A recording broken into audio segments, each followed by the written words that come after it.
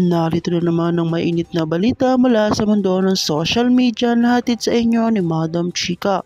Isang nakakagulat na insidenteng naganap sa Malacanang Palace na naging viral sa social media ngayong araw. Si Pangulong Ferdinand Marcos Sr. at ang kanyang misis na si First Lady Liza Marcos ay nagkaroon ng isang hindi inaasahang sagutan ng nauwi sa sampalan.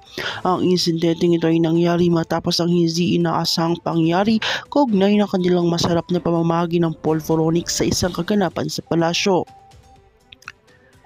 kung saan kamakailan ay nangyari ang isang hindi inaasahang insidente na ikinagulat ng marami sa isang pribadong kaganapan sa loob ng palasyo, kung saan ang Pangulo at ang First Lady ay nagpaabot sa polvoron sa mga bisita na uwi sa isang matinding konfrontasyon ng mga kasunod na pangyayari. Ayon sa mga nakasaksi, tila nagsimula ang tensyon ng makasalungat ang opinyon ni BBM at Liza hinggil sa pamahagi ng mga polvoronic.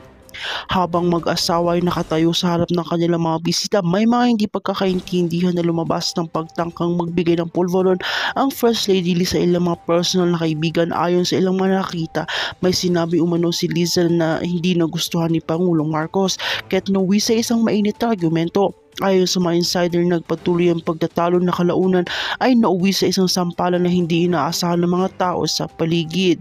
At ang mga witness ay nasabi na nakita nga nila na nag-aaway talaga silang, tapos parang may binitawang salita si Liza, tapos si BBM parang nagalit na talaga.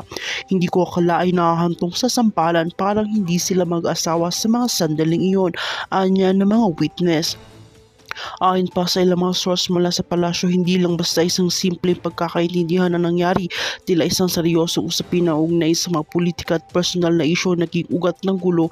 Ayon sa ilang spekulasyon, may kaugnayang pangyayari sa ilang desisyon ukol sa mga proyekto ng gobyerno na tinutulan ng bawat isa sa mga kanila. Bagamat hindi pa ito opisyal na inamin, malino na may tensyon sa pagitan ng mag-asawa.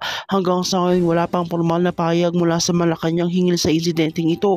Inaasa na magkakaroon ng pahayag si Pangulong Marcos o ang kanyang opisina sa mga susunod na araw upang linawin ng mga kaganapan. Ang tanong ngayon ay kung paano ito makakaapekto sa imahe ng kanilang administrasyon at sa mga susunod nilang hakbang. Ipagpapatuloy namin na mapag-monitor sa mga susunod na update. At kung ikaw ay bago pa lamang sa akin channel, ay huwag kalimutan mag-like, share and subscribe para update ka sa mga panibagong balita. At para naman po sa inyo, sino kaya ang tunay na may sala? Si Liza Marcos nga ba o si BBM? I-comment mo na yan sa aming comment section ng magkaalaman na.